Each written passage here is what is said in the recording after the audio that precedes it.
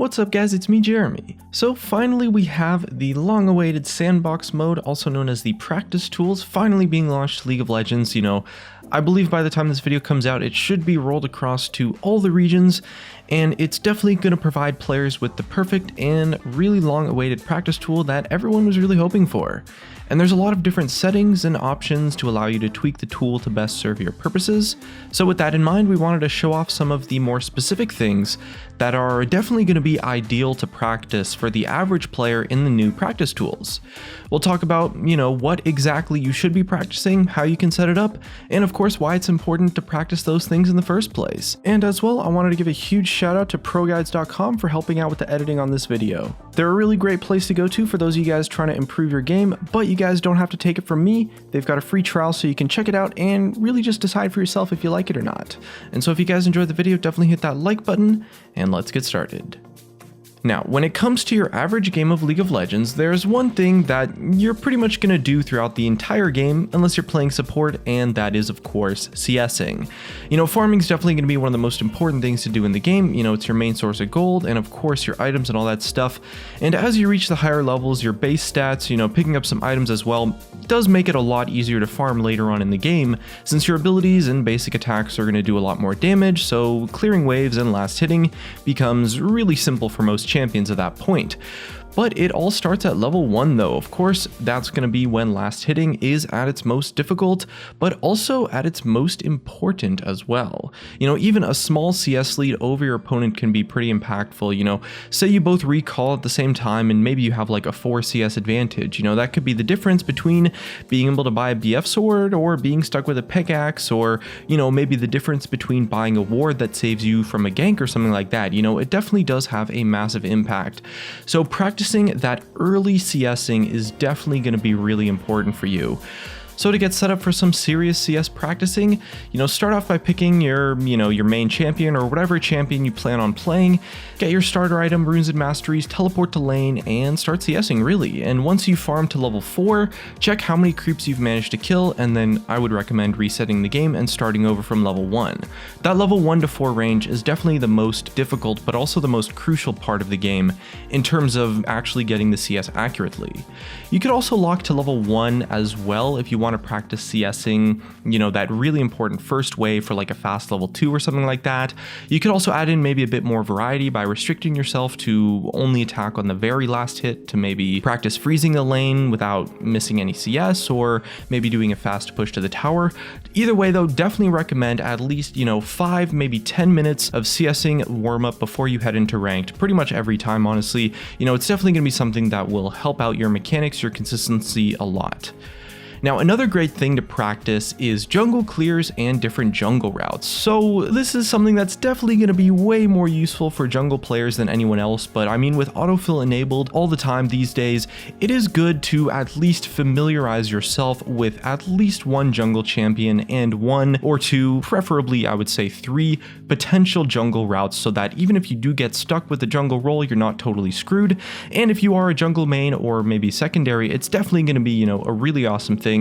But it's also a really good thing for people that really never play jungle to practice too, because it's going to help you get familiar with things like, where a jungler might be or where they're likely to be at a certain time in the game, especially in the early games. So practicing your clears, with your favorite jungle champion in the sandbox mode is really easy, honestly. You don't need to change any settings, you just hop into the game and start your jungle clear, and once you've done the clear, you can reset the game and maybe experiment with different orders or something like that, or just force the jungle to respawn or something like that. Spend some time practicing different routes, figure out your favorite way to clear the jungle, and maybe the best route to take with whatever champion you're practicing. And with a bit of imagination, you can really develop the skill to train yourself to have like a very detailed and sophisticated understanding, a plan of what you'll be doing when you actually start jungling in a game, because you'll know what your route is, what the best times for you to gank are going to be. You're going to really optimize, min-max that early game as the jungler, that crucial few minutes of the game. But at the same time, one of the best ways to learn to beat something is actually to play it yourself and familiarize yourself with it, because you'll become a lot more aware of the limits of the champions. So, practicing jungle clears with a bunch of different champions could potentially, give you the knowledge of when or which champions are vulnerable to early invades, for example, or, when a certain jungler might be able to gank top lane if you're a top lane main or something like that. Definitely going to recommend trying out some junglers in the practice tool for you guys to really develop a good knowledge of early game jungling. It's really important for pretty much all roles, honestly. Now, the next thing you definitely want to think about practicing is going to be champion-specific mechanics. So these are definitely going to come down to your specific champion, your individual main, or maybe the select group of champions that you like to play. Maybe you're playing Ezreal, for example, you might want to focus on landing skill shots or wall hopping or maybe auto attack canceling or something like that.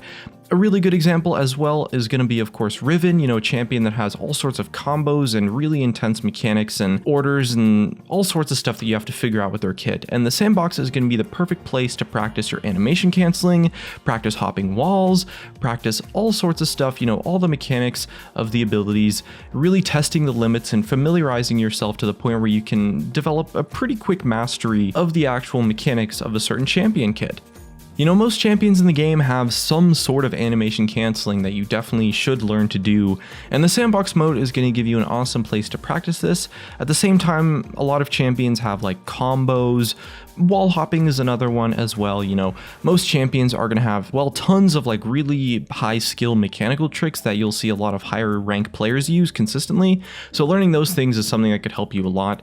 And to get these tricks down, it's really simple to practice. Load up the Sandbox, set your cooldowns to instantly refresh, give yourself infinite mana too, and then load up your favorite combo tutorial for whatever champion you're using and just go nuts with practicing them. And honestly, it really only would take you 10-15 minutes of decent practice a day, maybe as like a warm-up or something like that. Get your mechanics rolling before you hop into ranked, something like that. And it's definitely something that is relatively easy to get the hang of, not necessarily master, but you don't have to practice for very long in the practice tools. That's something that I really want to make clear to you guys. I get that it can be like pretty overwhelming when you have so much to practice and so much, like where do you even start sometimes? But even just like 15 minutes a day before you hop into ranked is going to be a great warm-up. You really don't have to practice for that long. Just like the tiniest little thing, more than nothing, makes a difference for sure. And the first like 10, 15, 30 minutes of practice is probably going to be a lot more beneficial than your third or fourth hour of practice if you happen to do that, just because you're going to learn a lot more at the start, really, just because you're less familiar with it. Either way though, whatever your main champion or the champion that you want to learn is, there's a ton of stuff out there to teach you the animation canceling, the combos. So especially if you're maybe have like a smaller champion pool or something like that, or maybe you just really enjoy playing some certain champions, definitely practice them and their mechanics. Now, another thing that's also going to be pretty useful to you guys, maybe a little bit more useful to those of you that are less familiar with the game, is definitely going to be getting used to the tower's aggro range, or how close you have to be to each tower before they will lock onto you and cancel the aggro as well.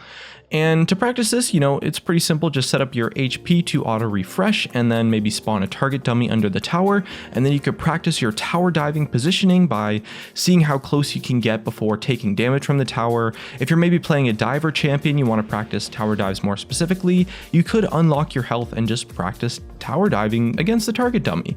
And if you die, you can just revive and try again. Now, there's actually a really cool trick that you can test out here too, which is harassing an enemy that is hiding under his or her tower. So if you time it perfectly, you can actually walk into tower range, attack an enemy, and then retreat from under the tower without taking damage. And this is because towers have a set attack speed. So if you attack and then leave the aggro range before it has time to shoot again within the attack window, you can deal damage to an enemy without actually taking a tower shot from it. So you could just wait until the tower starts to shoot a minion, walk forward, land an ability or maybe an auto attack on your opponent, and then retreat backwards outside of the tower range again.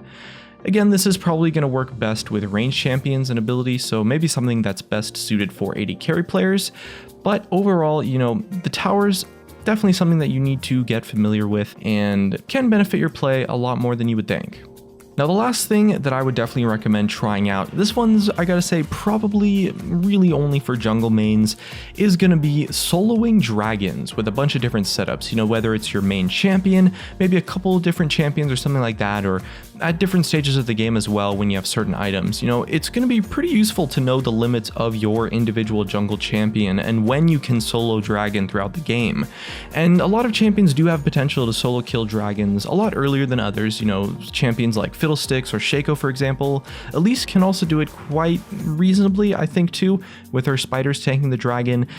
It can also as well definitely vary between patches and stuff, and even between the specific dragons, honestly, but it's definitely still good to know as a jungle player when you as an individual can potentially sneak a dragon away in the early game from the enemy team. Just because a lot of players pretty much just don't really expect junglers to solo dragon. It's not really something that they are keeping in the back of their mind.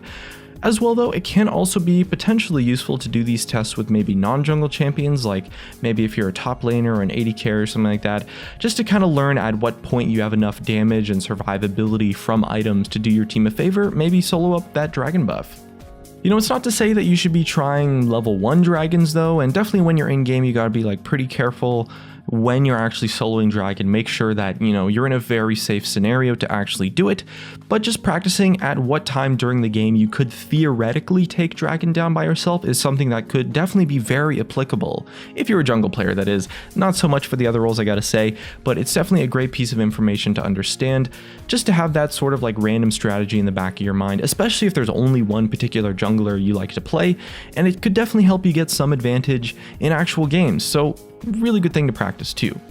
Either way though, that's just about everything I was able to come up with for things that I would definitely recommend practicing in the Sandbox mode that was recently released that are fairly simple to practice with. One last tip though, definitely make sure you learn the Sandbox command hotkeys if there's like a particular kind of drill or training you want to do, because that can really help maximize your practicing efficiency. Either way though, maybe leave us a comment and let us know how your training goes, if you use maybe our tips or if you had some other things that you like to practice yourself. Either way though, looks like that's going to be it from me. If you guys enjoyed the video, drop a like, subscribe if you want. Thanks for watching, and I'll see you guys next time.